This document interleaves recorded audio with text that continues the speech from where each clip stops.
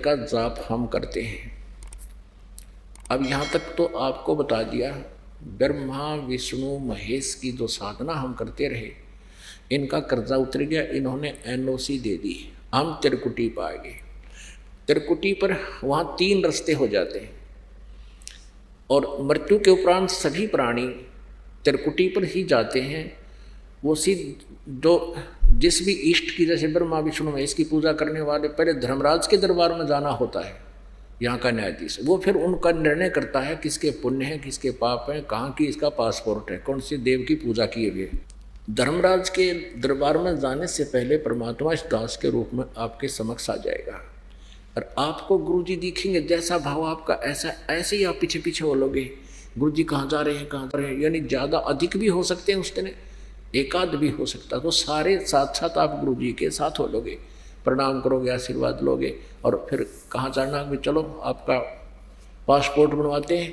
तो धर्मराज के दरबार में जाएंगे और वहाँ आपका ओम नाम के जाप की जो कमाई होगी, साधना है, वो इस धर्मराज को यानी काल को, ब्रह्म को दे देंगे, या इसकी पूजा है इसको छोड़ देंगे। फिर ये हमें सभी पापों से मुक्त कर देगा। जो गधे कुत्ते बनाकर हमें तंग करता था ये नहीं करेगा, क्योंकि इसकी सारा अकाउंट क्लियर हो जाएगा और पाप नाश परमात्मा कर देगा। परमात्मा की भक्ति में हमारे पापों का नाश करने की पावर है इस मंत्र में। यहाँ पाप से हम गधे कुत्ते सूअर बनकर कष्ट उठा रहे हैं, लंगड़े लुल्ले बनते हैं, अंधे बन जाते हैं, कैंसर होती है, तो ये पाप का दंड काल हमें दे रहा था। अब ये इसलिए कहता मैं तू सब पापों से मुक्त कर दूंगा, मैं तुझे कोई कष्ट नहीं दूंगा, तो मेरे सतर की सब पूजाएं मुझे त्याग दे। और फिर एकम शरणम व्रज, फिर उस परमात्मा के शरण में जा सकता है, तुम वहां जाओ उसके पास। तो हम ओम नाम के जाप का जितनी भी भक्ति आपके जीवन काल की है इसको दे देंगे। फिर रहेगी वो तत् सतनाम में 2 मंत्र, एक ओम और एक वो गुप्त है, जिन्होंने प्राप्त हो चुका है वो समझते हैं। तो उस तत् मंत्र का जो कोड वर्ड की कमाई जो हमने आपको दिया है, उसकी भक्ति की शक्ति, उसकी धन हम कहाँ देंगे? इस परब्रह्म यानी अक्षर पुरुष जिसके साथ सांख्य ब्रह्मांडों से हमने गुजर कर जाना है, इसके रास्ते का टैक्स देना है, उसकी कमाई हम उसको दे देंगे, वो हमें अलाउड कर देगा अपने लोगों से जाने का। और तीसरा जो सत मंत्र है, ये सार नाम है। ये सार नाम आपको सतलोक में प्रवेश प्राप्त करवाएगा, वहाँ स्थायी स्थान दिलवाएगा। बोलो सतगुरुदेव की जय। परमपिता परमात्मा पूर्ण ब्रह्म सारी सृष्टि के रचनहार कबीर देव जी हैं, कबीर साहब हैं।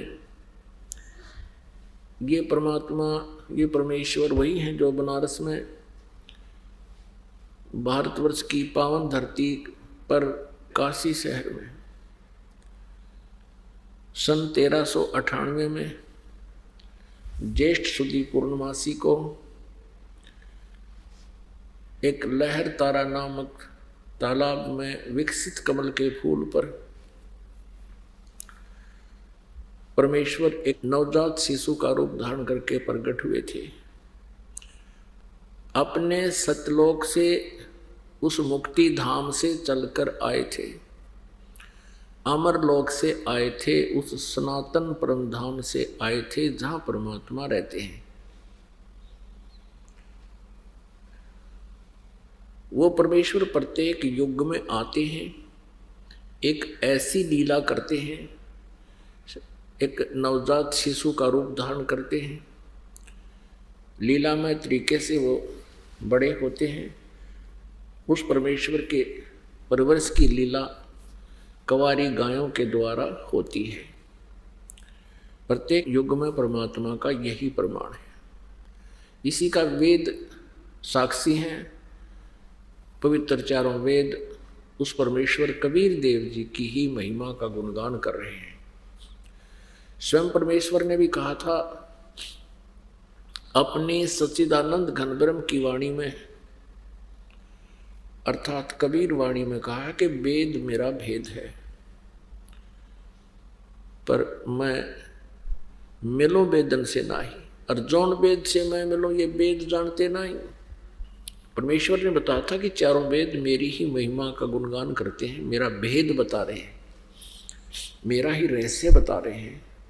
लेकिन इन चारों वेदों में ऋग्वेद, यजुर्वेद, सामवेद और अथर्ववेद में मेरे पाने का तरीका नहीं है, वे ऑफ वर्शिप नहीं है, पूजा का मार्ग नहीं है। इसलिए जौन से वेद से, यानी उस सूक्ष्म वेद से, सच्चिदानंद घन ब्रह्म की वाणी से, जो परमेश्वर ने स्वयं आकर अपने मुखारविंद से उच्चारण की है, अपने मुख कमल से उच्चारण की है, वो कबीर वाणी, उसमें उस परमेश्वर के पाने की विधि है। तो वो सूक्ष्म वेद है। तो यहाँ परमात्मा ने कहा कि वेद मेरा भेद है, मैं मिलूं वेदन से नाही, और जौन वेद से मैं मिलूं ये चारों वेद जानते नहीं। वह सूक्ष्म वेद परमेश्वर ने स्वयं आकर ही यहाँ अपनी अच्छी आत्माओं को, उन वर्णीय आत्माओं को, भक्तों को, श्रेष्ठ भक्तों को बताया है। फिर उन्होंने लिपिबद्ध करवाया है, स्वयं परमेश्वर ने भी अपनी अमरवाणी में लिपिबद्ध करवाया, लिखवाया है। तो उस ज्ञान को जो आज तक हम अवॉइड कर रहे थे, ये कह करके ये तो कबीर जी की वाणी है, और ये चतुर लोग, ऋषि, नकली महर्षि और नकली डुप्लीकेट गुरु, ये कहा करते थे कबीर अशिक्षित है, ये ऊट पटांग बातें कर रहा है, इसको किसी सदग्रंथ का ज्ञान नहीं है, क्योंकि ये शिक्षित नहीं है। आज से 600 वर्ष पहले, 550 वर्ष पहले परमात्मा जब अपनी महिमा आप सुनाया करते थे, इन नकली अज्ञानी गुरुओं ने हमसे दूर रखा और परमात्मा के बारे में ऊटपटांग बातें बना करके हमें ही अपने परमात्मा का शत्रु बना दिया। 600 वर्ष पहले परमात्मा ने क्या बताया था? परमेश्वर कबीर जी ने बताया था कि ये तीनों देवा, ब्रह्मा, विष्णु, महेश जी, ये रजगुण ब्रह्मा जी हैं, सतगुण विष्णु जी, तमगुण शिव जी। इनकी भक्ति करने से मोक्ष नहीं होता, जन्म मृत्यु समाप्त नहीं होती। किसी भी कर्म का, कोई भी पाप के प्रारब्ध में जो पाप कर्म है, उसका नाश ये ब्रह्मा, विष्णु, महेश नहीं कर सकते। ब्रह्मा जी, विष्णु जी, शिव जी, ये तीनों नाशवान हैं। परमात्मा कहा करते कि दुर्गा इनकी माता है। ज्योति निरंजन ये सरपुरुष जिसने गीता जी का ज्ञान दिया, जिसे ब्रह्म भी कहते हैं, काल भी कहते हैं, ज्योति निरंजन भी कहते हैं, ये इनका पिता है। और ये चातुर लोग कहा करते थे कबीर जी झूठ बोलते हैं, ब्रह्मा विष्णु महेश का कोई माता पिता नहीं है, ये स्वयं ही स्वयंभू हैं, सर्वेश्वर हैं, महेश्वर हैं, मृत्युंजय हैं, कालज्ञ हैं, और यही पूजा के योग्य हैं इन्हीं प्रभुओं की। क्योंकि ब्रह्मा जी की भक्ति पर, पूजा पर तो बैन लगा रखा था कि उसकी पूजा नहीं करनी। अब दो भगवान बच गए शेष, सतगुण विष्णु जी और तमगुण शिव जी।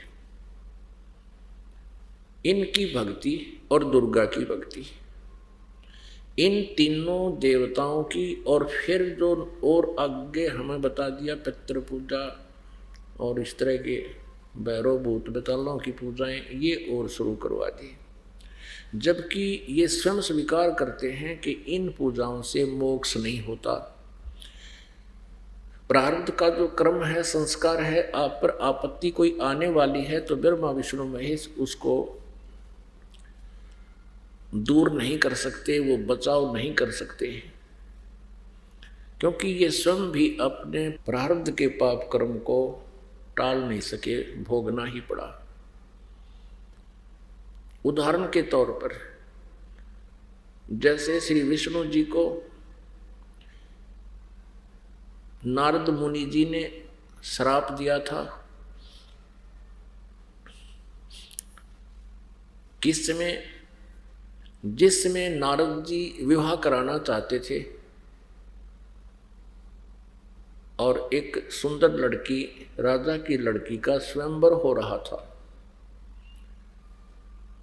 नारद जी ने सोचा था कि मैं इतना हैंडसम नहीं हूं, हो सकता है मुझे लड़की पसंद ना करे, लेकिन शादी का डिटर्मिनेशन करड़ा कर लिया,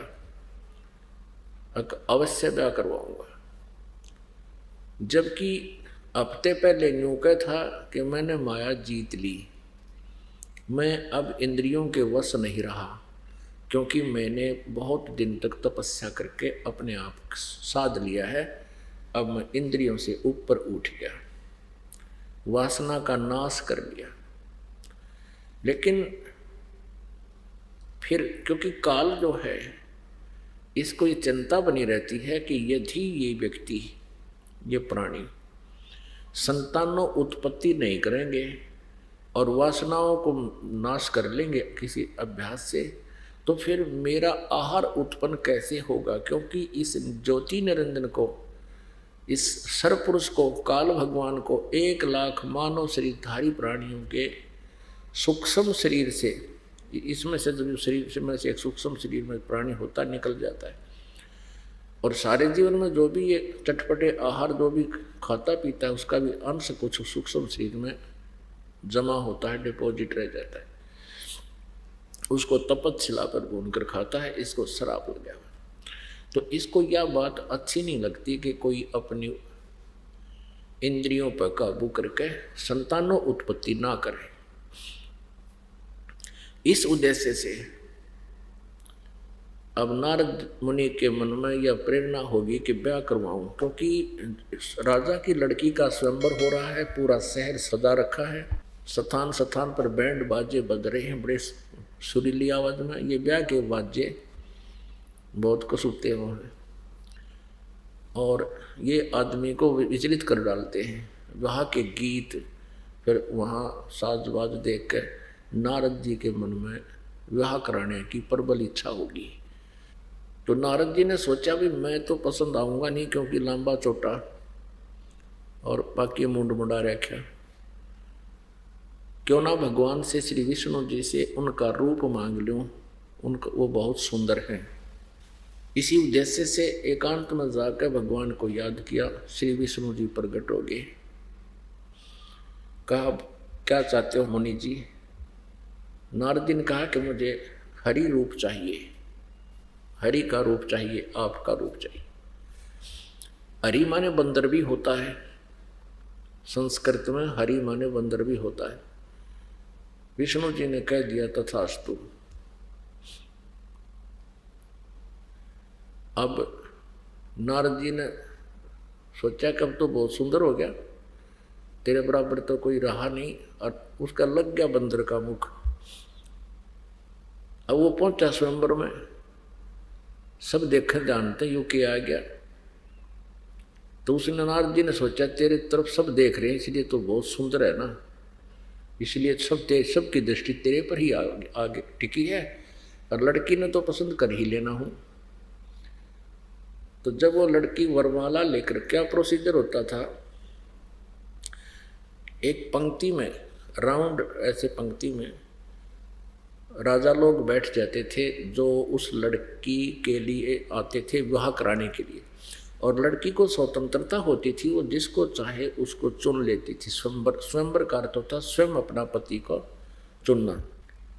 जब वो लड़की नारद मुनि जी के पास से आगे निकल गई तो उसने सोचा ये यूं के चाड़ा हो गया भाई, ये क्या चक्कर हो गया कि लड़की ने मुझे पसंद नहीं किया। तो उसने सोचा शायद ध्यान ना पड़ा होगा, उठ के पीछे के जाके, आगे खाली चेयर थी वहां फिर बैठ गया दच के, और नो कसलिया सबसे आगे।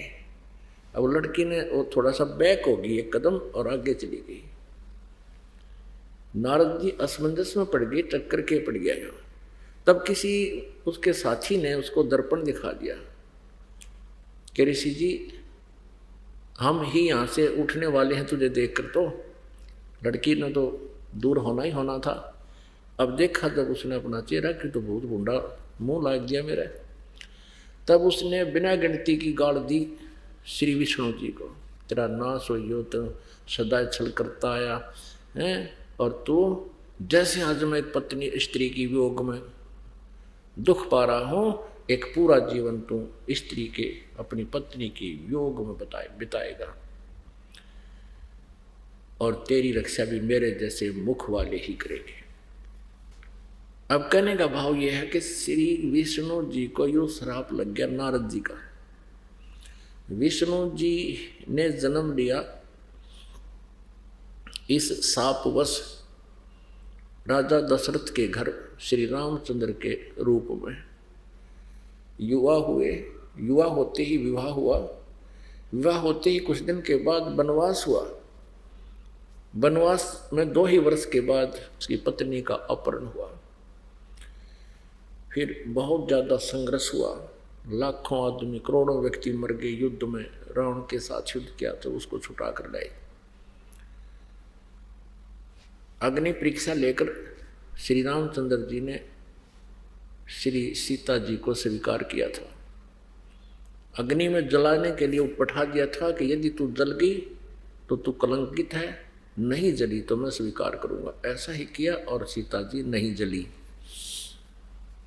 एक पाक साफ जानकर सैकड़ों हजारों की संख्या में उपस्थित व्यक्तियों के सामने ये परीक्षा लेकर के श्री रामचंद्र जी सीता जी को घर लाए। फिर कुछ दिनों के बाद एक धोबी के व्यंग से सीता जी को घर से निकाल दिया, जिसमें वो गर्भवती थी। उसके गर्भ में लव नामक पुत्र था। आजीवन सीता और श्री रामचंद्र जी का मिलाप पुनः नहीं हुआ। पुण्यात्मा रामचंद्र जी कितने अच्छे राजा हों, कितने नेक व्यक्ति रहे हों, चाहे वो 3 लोक के भगवान भी रहे हों, जिस व्यक्ति की पत्नी बच्चे कहीं और वो कहीं, वो सपने में सुखी नहीं हो सकता। उसको रह रहकर वो कसक दुखी करती रहती है।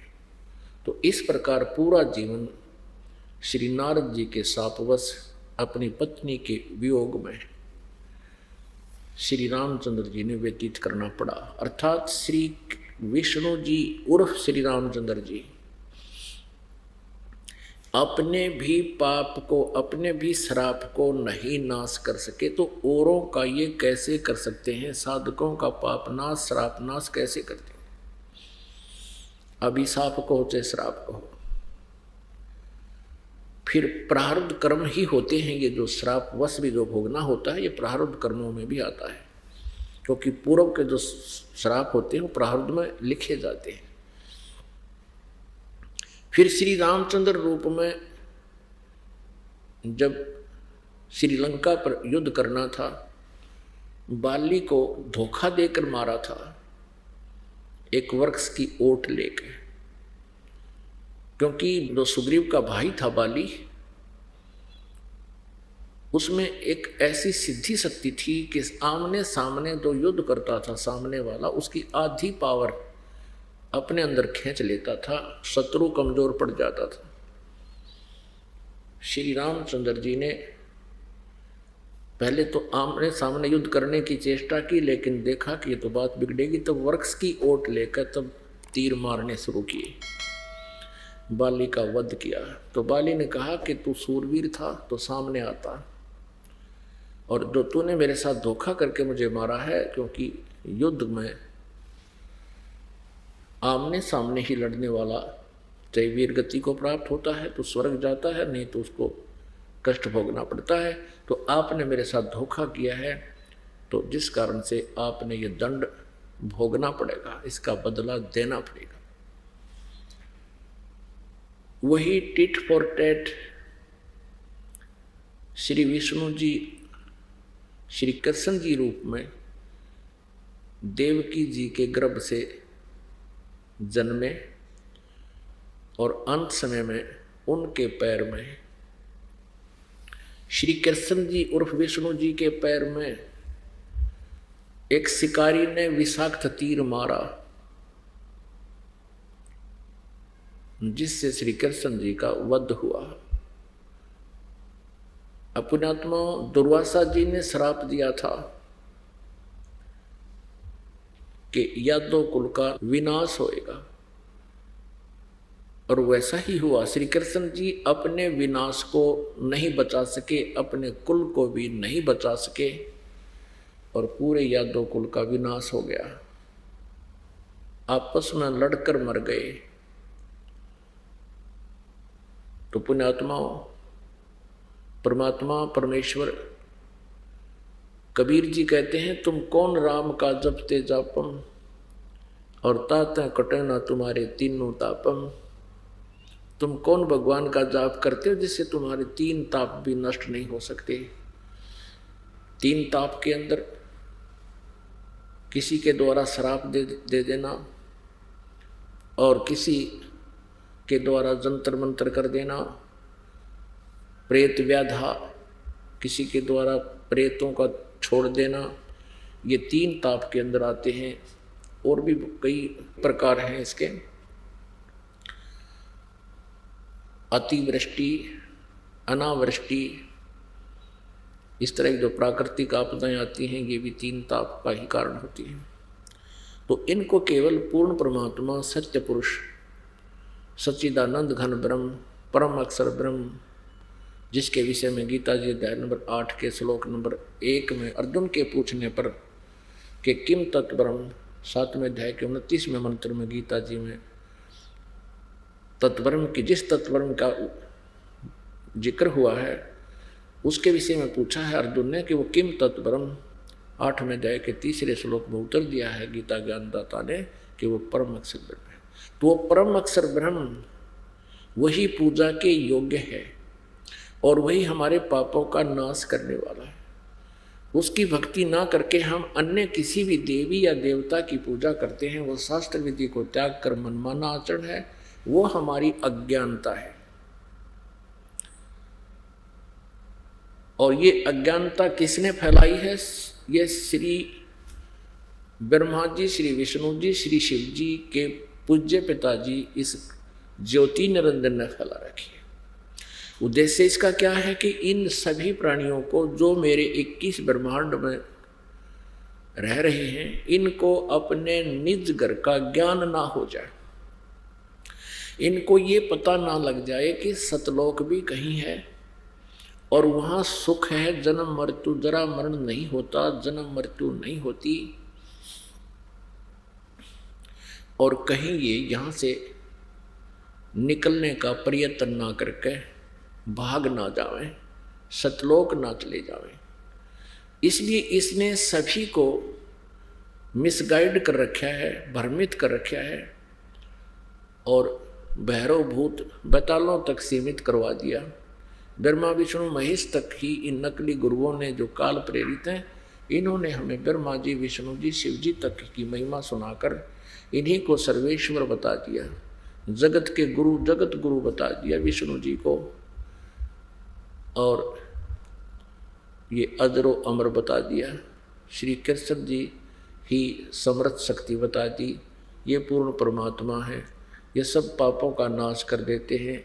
उदाहरण देते हैं गीता जी अध्याय नंबर 8 के श्लोक नंबर 66 का कि सर्वधर्मान परित्यज माम एकम शरणम व्रज अहम तवा सर्व पापेभ्यो मोक्षामि मा शुच। अब इन अनुवादकर्ताओं ने और श्री कृष्ण जी के गुणगानकर्ताओं ने गीता जी के बारे में कह कह का पता नहीं, ये इतना अज्ञान दुनिया के अंदर ठोक रहे हैं, सुना रहे हैं। अभी तक आप जिससे भी प्रश्न करते आए हो कि श्रीमद् भगवद गीता जी का ज्ञान किसने कहा, तो ये तो वैसे प्रश्न ही नहीं उठता था कि कोई ये प्रश्न कर दे कि श्रीमद् भगवद गीता जी का ज्ञान किसने कहा। ये तो अंडरस्टूड माना जाता था कि श्री कृष्ण जी ने बोला,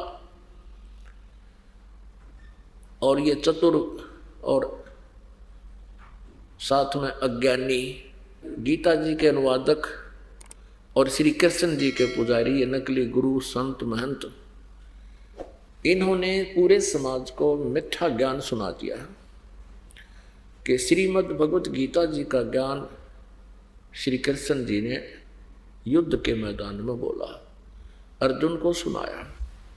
श्री कृष्ण जी का गीता ज्ञान सुनाने में और महाभारत का युद्ध करवाने में कोई योगदान नहीं था, उनका कोई रोल ही नहीं था। श्री कृष्ण जी सतोगुण प्रभु हैं, दयावान हैं। भृगु ऋषि जी ने उनके छाती में लात मार दी थी अभिमानवश, और भगवान श्री कृष्ण जी ने यानी विष्णु जी ने श्री कृष्ण जी को चाहे विष्णु जी, श्री विष्णु जी ने भृगु ऋषि जी के तलवे को ऐसे प्यार से सहलाना शुरू कर दिया और कहा, ऋषि जी आपके कोमल पैर को चोट तो नहीं लगी, मेरा सीना तो कठोर है, आपको दर्द तो नहीं हुआ। तो इतने दयालु भगवान ये त्रिलोकीनाथ, नहीं तो वो भृगु का कचूमर काट देते खड़े होकर, सारे साजबाज सुदर्शन चक्र करते हैं उसके पास थे, लेकिन वो युद्ध प्रिय नहीं है, सहनशील है। और फिर वो अर्जुन को ये कहे कि अर्जुन तू युद्ध क्यों नहीं करता, तू कायर क्यों हो बैठा है, तू मैंने सब मार रखे हैं, तू तो निमित्त है। और खुद कहे मैं काल हूँ। श्री कृष्ण जी ने पहले कभी काल नहीं कहा, श्री कृष्ण जी ने युद्ध के बाद कभी अपने आप को काल नहीं कहा। वास्तव में ये काल 21 ब्रह्मांड का स्वामी श्री ब्रह्मा, श्री विष्णु, श्री शिव जी के पिता, ये काल, ये ज्योति निरंजन श्री कृष्ण जी के शरीर में प्रवेश कर गया और उसने फिर युद्ध करवाया और गीता वाला ज्ञान बोला। पुण्यात्माओं, यदि आपने परमात्मा चाहिए, अब समय आ गया है मोक्ष कराने का, सतलोक जाने का। अब ये समय परमेश्वर कबीर देव जी ने इसलिए सेलेक्ट किया था, कलयुग की बीचली पीढ़ी, कि इसमें सभी को शिक्षित करेंगे। और आज हम भारतवासी 99.99 जो है ना शिक्षित हो गए। पहले इसके विपरीत था, आधा प्रतिशत व्यक्ति ही गुरु और ये मार्गदर्शक आध्यात्मिक ज्ञान के ज्ञाता माने जाते थे, और वो उन्होंने जैसे भी हमें घुमा दिया झूठ कपट करके, हमने उनके ज्ञान को स्वीकार कर रखे। अब ये काल कौन है?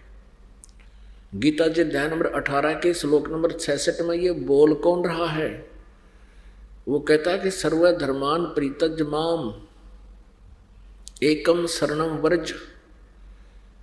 ये काल बोल रहा है। गीता जी अध्याय नंबर 11 के श्लोक नंबर 32 में कहता है कि अर्जुन मैं काल हूँ और अब इन सब लोगों का नाश करने के लिए प्रवृत्त हुआ हूँ। तू युद्ध ना करेगा तो भी इनने मैं नहीं बख्शूंगा। तेरे को तो नियमित बनाना है, उठ और युद्ध कर। पुण्यात्मा याद रहे, श्री कृष्ण जी कौरवों और पांडवों का आपस में कंप्रोमाइज कराने के लिए बहुत प्रयत्नशील रहे।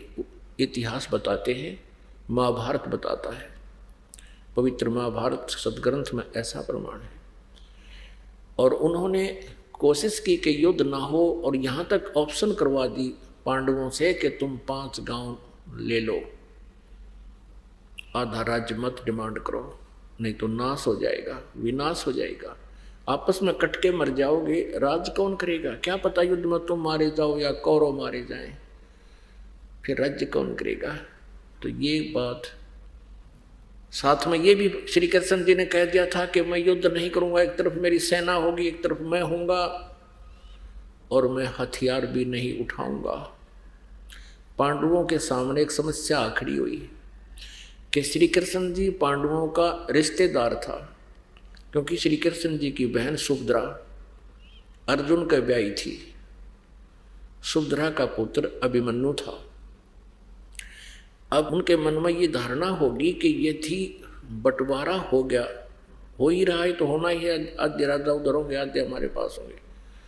अब हमने ये आशा थी कि श्री कृष्ण जी हमारे साथ होंगे, क्योंकि हमारे रिलेटिव हैं। अब इन्होंने खुद फैसला कर दिया, एक तरफ मेरी सेना होगी, एक की तरफ मैं होऊंगा।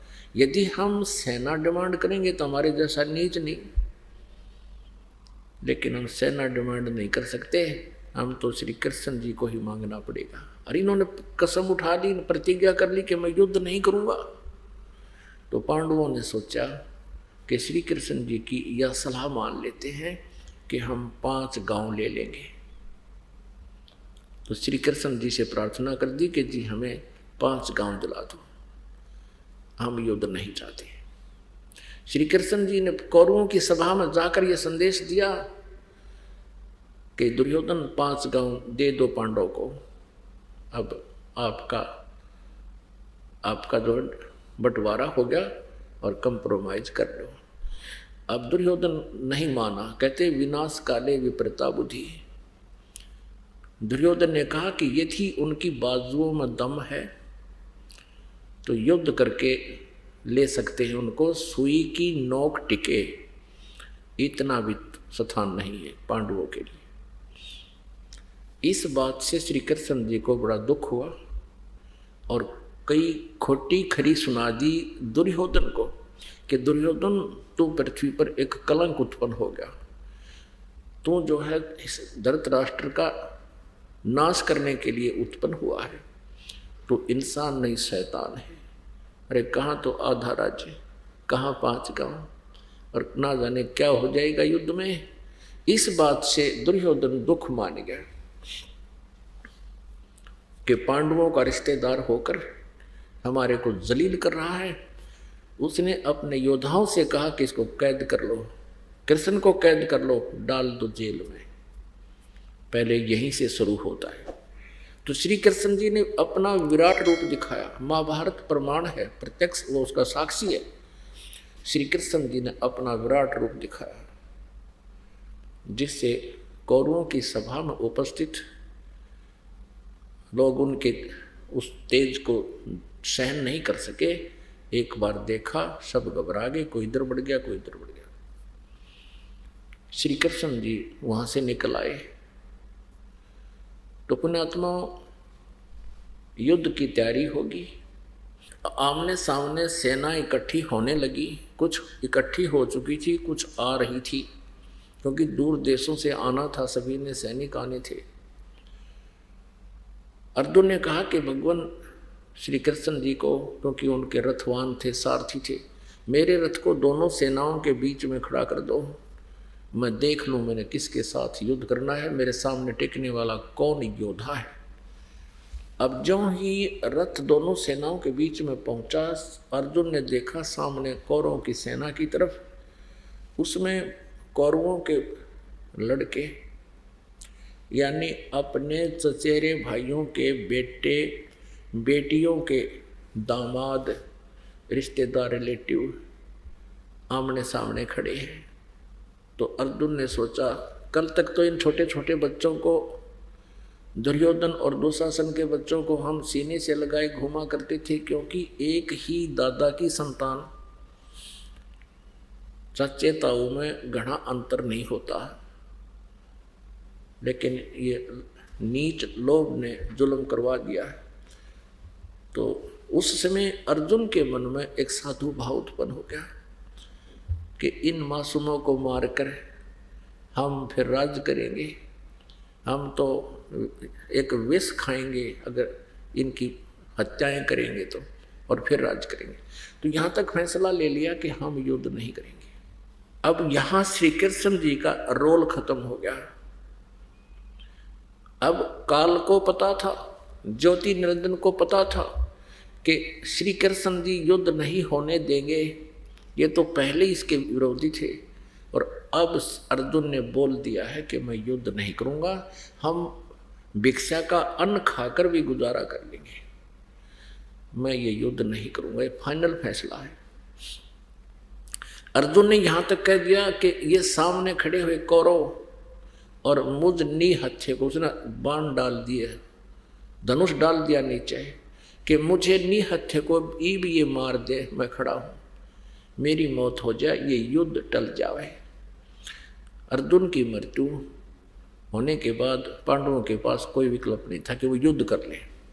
यहाँ तक निर्णय ले लिया, लेकिन काल ने सोचा बात बिगड़गी, युद्ध टल जाएगा।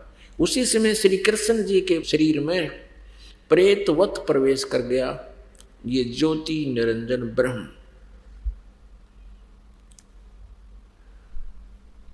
पुण्यात्मा यह थोड़ा सा प्रमाण देते हैं वो कैसे धोखा करता है, कैसे प्रवेश करता है।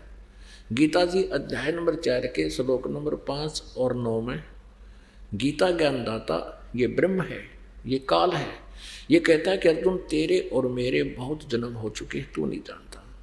9वें श्लोक में 4थे अध्याय के में कहा है कि अर्जुन मेरे जन्म और कर्म अलौकिक हैं। वो कर्म कैसे अलौकिक है, अभी आपको प्रमाण दिखाते हैं श्री विष्णु पुराण में। ये काल क्या करता है, छल कैसे करता है, ये इस ज्योति निरंजन काल ने, ब्रह्म ने, सर्वपुरुष ने एक ब्रह्मांड के ऊपर शिखर में सबसे टॉप मोस्ट प्लेस पर 3 स्थान बना रखे हैं। एक रजोगुण प्रधान क्षेत्र, एक तमोगुण प्रधान क्षेत्र, एक सतोगुण प्रधान क्षेत्र। इसकी पत्नी दुर्गा है ज्योति निरंजन की। तो इसने अपनी पत्नी दुर्गा के सहयोग से सृष्टि क्रम से, गृहस्थी क्रम से तीनों बच्चों की उत्पत्ति की हुई है, ब्रह्मा जी की, विष्णु जी की, शिव जी की। इसने ऊपर 3 स्थान बना रखे, एक रजोगुण प्रधान क्षेत्र। अब जैसे एग्जाम्पल देते हैं, उदाहरण देते हैं, जैसे एक कमरे में, एक मकान में 3 कक्ष हो। एक कक्ष में अश्लील चित्र लगे हुए हों, दूसरे में एक साधु संत फकीरों के, अच्छी आत्माओं के फोटो लगे हों, और तीसरे में शहीदों के, सूरवीरों के चित्र लगे हों, देशभक्तों के चित्र लगे हों। तो जिसमें उस अश्लील चित्र वाले कमरे में प्रवेश करता है व्यक्ति, तो उसका मन, उसका स्वभाव उसी तरह का हो जाता है, बट नेचुरल है। इस ज्योति निरंजन ने अपने तीनों पुत्रों को कैसे एक एक गुण युक्त उत्पन्न किया है। जब दुर्गा और ये काल रजोगुण प्रधान क्षेत्र में होते हैं तो ये ऐसा रूप बनाता है जैसा आप जी ब्रह्मा का देखते हो, जैसा आप जी ब्रह्मा का रूप देखते हो ऐसा रूप बना देता है, और अपनी पत्नी दुर्गा को सावित्री रूप में रखता है। इन दोनों के संयोग से जो पुत्र उत्पन्न होता है उसी का हम सकल हो जाता है, हम रूप हो जाता, समरूप हो जाता है। जब ये पुत्र उत्पन्न हो जाता है, इसको कोमा में डालकर उसकी परवरिश जारी रखते हैं, इसको अचेत रखते हैं जब तक ये युवा होता है। उसके बाद ये दूसरे सतोगुण प्रधान क्षेत्र में चले जाते हैं। तो जिस कक्ष के अंदर साधु संत फकीरों के चित्र लगे हों, तो वहाँ अपने आप मन एक विशेष शांति महसूस करता है। तो ऐसे ही वहाँ ये विष्णु रूप धारण कर लेता है। जैसे आप जी विष्णु जी को देखते हो, ऐसा सेम टू सेम ऐसा रूप बनाता है, और दुर्गा का रूप ये महालक्ष्मी रूप में रखता है। इन दोनों के संयोग से जो पुत्र उत्पन्न होता है उस सतोगुण प्रधान क्षेत्र में वो ऑटोमेटिकली सतोगुण युक्त हो जाता है, और जो रजोगुण प्रधान क्षेत्र में उत्पन्न होता है वो ऑटोमेटिकली उसमें रजोगुण होते हैं, जिसमें वो खुद उसी विचार और भाव से रहते हैं, तो बच्चे में भी वही गुण प्रवेश कर जाते हैं। इसी प्रकार ये तीसरे तमोगुण प्रधान क्षेत्र में जो आप यहाँ शिव जी को देखते हो, सेम टू सेम ऐसा रूप बना लेता है, और इन दुर्गा को पार्वती रूप में रखता है। इन दोनों के संयोग से उस तमोगुण प्रधान क्षेत्र में जो पुत्र उत्पन्न होता है वो हम सकल हो जाता है, इसी का हम रूप हो जाता, समरूप हो जाता है। और फिर उन दोनों को भी ये ऐसे ही कोमा में रख देते हैं। जब ये बड़े होते हैं तब तक इनको अचेत रखते हैं, और फिर ये युवा हो जाते हैं। ब्रह्मा को कमल के फूल पर, विष्णु को शेषनाग की सैया पर रखकर और शिव जी को कैलाश पर्वत पर, इन तीनों को सचेत कर देते हैं, फिर इकट्ठा कर देते हैं। फिर इनको आदेश दे करके अपना ये तीन लोक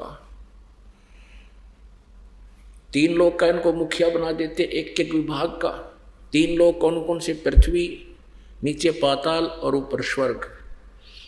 इन तीन लोकों में ये एक एक विभाग के स्वामी प्रभु बन जाते हैं। तो पुण्यात्मा, इसने प्रतिज्ञा कर रखी है, अटल नियम बना रखा है अपनी पत्नी से। इसने कहा था दुर्गा से कि मैं किसी के सामने नहीं आऊंगा, क्योंकि सामने आवत इसको प्रश्न पूछे दुनिया कि ये क्या हो रहा है, ये क्या कर रहे हो। इसने शर्म के मारे ने कि 1 लाख जीव रोज मारूंगा और खाऊंगा, और फिर मुझे नफरत की दृष्टि से देखेगी जनता। इसलिए इसने पहले ही सूझबूझ से एक सुनियोजित षड्यंत्र के तहत प्रतिज्ञा कर रखी है कि मैं कभी अपने वास्तविक रूप में किसी के प्रत्यक्ष नहीं होऊंगा, मैं अपनी योग माया से छुपा रहूंगा। गीता जी अध्याय नंबर 7 के श्लोक नंबर 24 और 25 में ये प्रत्यक्ष प्रमाण है। ये कहता है कि ये अज्ञानी जन समुदाय मुझ अव्यक्त को, मैं कभी किसी के समक्ष नहीं होता, मुझे व्यक्तिम आपनम, मुझे व्यक्ति रूप में आया हुआ श्री कृष्ण मान रहे होंगे। जब वो ज्ञान दे रहा था, कहता मैं कृष्ण नहीं हूं, आई एम नॉट कृष्ण। तो कैसे बोल रहा था? उसने कसम खा रखी है कि मैं कभी किसी के समक्ष नहीं आऊंगा। अब आप जी को प्रत्यक्ष प्रमाण दिखाते हैं कि ये कैसे प्रवेश हुआ श्री कृष्ण जी में। अब विष्णु पुराण में आपको प्रमाण दिखाते हैं, श्री विष्णु पुराण में। अब देखिएगा श्री विष्णु पुराण, ये गीता प्रेस गोरखपुर से प्रकाशित है, सचित्र हिंदी अनुवाद सहित है। अनुवादक है श्री मुनीलाल गुप्त और गीता प्रेस गोरखपुर से प्रकाशित है। ये देखिएगा, चतुर्थ अंश और 233 पृष्ठ, 233 पृष्ठ, चतुर्थ अंश अध्याय नंबर 2, चतुर्थ अंश का अध्याय नंबर 2, यानी दूसरा अध्याय यहाँ से प्रारंभ होता है। और हम यहाँ पढ़ेंगे इसको, इसके 22 श्लोक से शुरू करते हैं। 22वें श्लोक से। पूर्व काल में त्रेता युग में एक बार अति भीषण देव असुर संग्राम हुआ, राक्षसों और देवताओं का युद्ध हो गया। उसमें महाबलवान दैत्यगण से पराजित हुए देवताओं ने भगवान विष्णु की आराधना की। तब आदि अनंत शून्य अशेष जगत प्रतिपालक श्री नारायण ने देवताओं से प्रसन्न होकर कहा, आप लोगों का जो कुछ अभिष्ट है वह मैंने जान लिया है, उसके विषय में यह बात सुनिए। राजऋषि ससाद का जो पुरंजय नामक पुत्र है, उस अक्षत्रिय श्रेष्ठ के शरीर में मैं अंश मात्र से स्वयं अवतीर्ण होकर उन संपूर्ण दैत्यों का नाश करूंगा। अतः तुम लोग पुरंजय को दैत्यों के, राक्षसों के वध के लिए तैयार करो। पुण्यात्मा,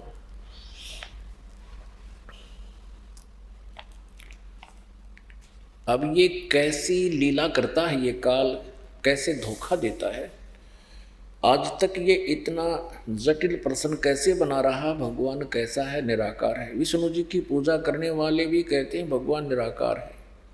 फिर श्री विष्णु जी को तुम सर्वेश्वर बताते हो, सर्वेश्वा भी बताते हो, इनके कोई माता पिता नहीं, फिर कहते हो भगवान तो निराकार है, वो दिखाई नहीं देता। तो बालकों वाला ज्ञान था, अभी तक हमें कै खे का पता नहीं था। इन हमारे गुरुओं ने, नकली गुरुओं ने, जो हिंदू समाज के गुरु और ऋषि महर्षि कहलाते थे। कारण क्या है कि ये काल ने अर्थात ब्रह्म ने प्रतिज्ञा कर रखी है कि मैं कभी किसी के समक्ष नहीं आऊंगा। ये क्या करता है, जैसे देवता लोग साधना करते हैं परमात्मा की वेदानुसार जब वो साधना करते हैं, स्तुति करते हैं, तो ये विष्णु रूप में प्रकट हो जाता है। किसी को विष्णु जी के रूप में दर्शन दे देता है तो वो सब जगह डंडोरा पीट देता है कि ये विष्णु जी ही भगवान है, ये सतगुण विष्णु काल का पुत्र। इसी को सर्वेश्वर मान लेते हैं कि मैंने साधना काल में इसके दर्शन किए, समाधि दशा में।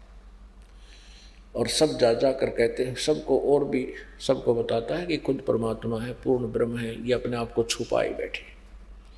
तो सबको भ्रम हो जाता है और स्वयं विष्णु जी को भी भ्रम हो जाता है कि सचमुच मैं ही जगत का करता हूँ। ऐसे किसी को ये ब्रह्मा रूप में दर्शन दे देता है तो वो साधक, वो ऋषि ब्रह्मा जी का ढंडोरा पीट देता है। काल के पुत्र जो साक्षात दिखाई देता, उनसे मिलते रहते थे देवताओं से, जो कि यही पूर्ण परमात्मा, ये जगत का प्रजापिता है, सबका पालन और सबकी यही सृष्टि करता है, सबका मालिक है, जगत पिता है। फिर किसी को ये साधक को श्री शिव जी के रूप में दर्शन दे देता, अपने पुत्र के रूप में, वो फिर श्री शिव जी को भगवान सर्वेश्वर मृत्युंजय कालज्ञ बता देता है। इस प्रकार इसने सबको भ्रम में डाल रखे। अब इन्होंने स्तुति की विष्णु जी की, किन्होंने, देवताओं ने। ये राक्षसों से हार गए थे, भाग गए थे, कहीं छुप गए थे, और विष्णु जी की स्तुति की तो ये काल पहुंच गया, श्री विष्णु रूप धारण करके ये ब्रह्म पहुंच गया।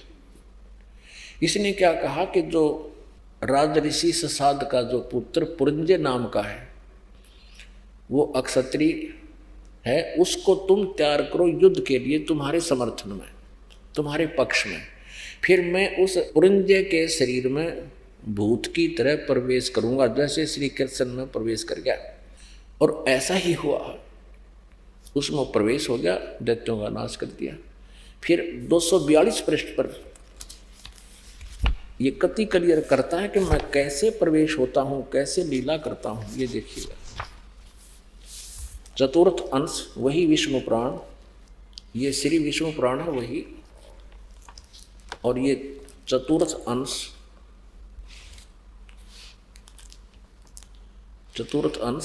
और तीसरा अध्याय श्री विष्णु पुराण, और 242 पृष्ठ पे हम नीचे पढ़ेंगे। यहाँ देखिए तीसरा अध्याय। पूर्व काल में रसातल में मौने नामक 6 करोड़ गंधर्व रहते थे। उन्होंने समस्त नाग कुल के प्रधान रतन और अधिकार छीन लिए थे। गंधर्वों के पराक्रम से अपमानित उन नागेश्वरों द्वारा स्तुति किए जाने पर उसके श्रवण करने से जिनकी विकसित कमल सदृश आंखें खुल गई हैं, निंद्रा के अंत में जागे हुए उन जलसाई भगवान सर्वदेवेश्वर को प्रणाम करके उनसे नागगण ने कहा, भगवान, इन गंधर्वों से उत्पन्न हुआ हमारा भय किस प्रकार शांत हो। तब आदि अनंत रहित भगवान पुरुषोत्तम ने कहा, योनासव के पुत्र, योनासव का जो पुत्र मानधाता है और मानदाता का जो यह पुरकुत्स नामक पुत्र है, उसमें प्रविष्ट होकर मैं, उसमें प्रवेश करके भूत की तरफ प्रवेश करके, जो पुरकुत्स नामक पुत्र है उसमें प्रविष्ट होकर मैं उन दुष्ट, संपूर्ण दुष्ट गंधर्वों का नाश कर दूंगा। कति कंसेप्ट क्लियर हो गया। उस पुरकुत्स नामक पुत्र है, उसमें प्रविष्ट होकर मैं उन संपूर्ण दुष्ट गंधर्वों का नाश कर दूंगा। अब पुण्यात्माओं, ये सारा रहस्य अपने सदग्रंथों में विद्यमान है, और ये अज्ञानी श्री कृष्ण के भक्त, विष्णु जी के भक्त, शिव जी के भक्त जो गुरुजन थे, ये हमें यथार्थ ज्ञान नहीं बता सके और आज तक हमें काल के जाल में फंसाए रखा। तो पुण्यात्माओं, ये स्पष्ट हो गया कि ये इस प्रकार श्री कृष्ण जी में प्रवेश कर गया। ये कहता मेरे जन्म और कर्म अलौकिक है, ये ऐसे कर्म करता है, यह किसी के सामने नहीं आता। देखिएगा, श्रीमद् भगवत गीता जयदयाल गोविंद का द्वारा ये अनुवादित है। ये जय दयाल गोविंद का, इसके अपने साइन है, इसमें गीता प्रेस गोरखपुर से प्रकाशित है। अब इसके 7वें अध्याय का 24-25 श्लोक आपको सुनाते हैं, ये देखिएगा। अध्याय नंबर 7 श्रीमद् भगवत गीता, अध्याय नंबर 7 श्लोक नंबर 24 में, बुद्धिहीन पुरुष मेरे अनूतम अविनाशी परम भाव को न जानते हुए, अनूतम माने अनुतम, स्पष्ट लिखा है, संस्कृत में भी अनुतम है, अनुतमम, और इसमें भी अनुतम। अनुतम का अर्थ 4ठी कक्षा का बच्चा बता देगा, अश्रेष्ठ घटिया। ये कहता है कि मेरा एक अनुतम अविनाशी यानी अटल नियम है, भाव है कि मैं कभी किसी के सामने प्रकट नहीं होता। जब एक सारी सृष्टि का कर्ता और पिता अपने बच्चों से छुपा है तो उसमें कोई दोष है, ये घटिया नियम ही कहा जाता है। अव्यक्तम माम व्यक्तिम आपनम मन्यन्ते, मन्यन्ते, ये तीनों ने अज्ञान कर रखा सारा। अव्यक्तम, मुझ अव्यक्त को ये व्यक्ति भाव प्राप्त हुआ मानते हैं, मुझे ये कृष्ण मान रहे हैं, आई एम नॉट कृष्ण। अब 25 में क्या कहा है, देख 7वें अध्याय का 25वां श्लोक, अपनी योग माया से मैं छिपा हुआ, मैं सबके प्रत्यक्ष नहीं होता, इसलिए यह अज्ञानी जन समुदाय मुझ जन्म रहित अविनाशी परमेश्वर को नहीं जानता। हमने ये लेना है कि मैं अपनी योग माया से छिपा हुआ, अपनी योग माया से छुपा हुआ मैं सबके प्रत्यक्ष नहीं होता, और ये मूर्ख लोग मुझे जन्म लिया हुआ मानते हैं, श्री कृष्ण मान रहे हैं, I am not Shri Krishna. आपको और एक प्रत्यक्ष प्रमाण देते हैं कि श्री कृष्ण जी ने गीता जी का बिल्कुल ज्ञान नहीं था, उन्होंने गीता जी का ज्ञान नहीं बोला। महाभारत में एक प्रमाण आता है कि जिसमें कौरव पांडवों का युद्ध अंत हुआ, कौरवों का नाश हो गया, पांडवों को राज्य प्राप्त हो गया, तो उसमें अर्जुन ने श्री कृष्ण जी से कहा कि भगवान आप द्वारका जाने वाले हो, हमें कुछ शिक्षा देकर जाओ, हम आपके शिष्य हैं, आप हमारे गुरु हैं, एक सत्संग करके जाओ, और इस सत्संग में वो ज्ञान बताना जो आपने युद्ध के समय गीता जी के रूप में दिया था, और मैं भूल गया हूँ उस ज्ञान को युद्ध के कारण। श्री कृष्ण जी क्या कहते हैं कि अर्जुन तू बड़ा ही श्रद्धाहीन है, तेरी बुद्धि अच्छी नहीं है, तूने उस निर्मल ज्ञान को याद क्यों नहीं रखा। स्वयं श्री कृष्ण जी कहते हैं कि अब मुझे वो पूरा समरण होना संभव जान नहीं पड़ता, उस समय तो मैंने योग युक्त होकर उस परमात्म तत्व का ज्ञान दिया था, परमात्म तत्व का। अब कोई पूछने वाला हो कि श्री कृष्ण जी युद्ध के समय, भयंकर समय में चारों तरफ सेना खड़ी है, 1 मिनट में विनाश होने वाला है, और वहां तो योग युक्त हो गए। योग युक्त माने समाधिस्थ हो जाना, परमात्मा से कनेक्शन करके कहता, फिर बोला मैंने, अब तो शांत समय था, बिल्कुल पीसफुल टाइम था, अब तो वो योग युक्त हो नहीं पा रहे, और युद्ध में योग युक्त हो गए जब ज्ञान बोला। कहने का भाव ये है कि श्री कृष्ण जी ने कह का नहीं पता था, जैसे यहाँ किसी में कोई प्रेत प्रवेश कर जाता है, यहाँ सैकड़ों की संख्या में, हजारों की संख्या में आए हैं, और वो बोलते हैं पता नहीं मैं ऐसे हूँ, मैं वहाँ था, मैं ऐसा था, वहाँ रहता था, और जब वो उस प्रेत निकल जाता उस आत्मा से, उस शरीर से, उस ओरिजिनल आत्मा को पता भी नहीं होता मैंने क्या बोला था, और ही बताते हैं कि ऐसे बोला था तूने, ऐसे कह रहा था, ऐसे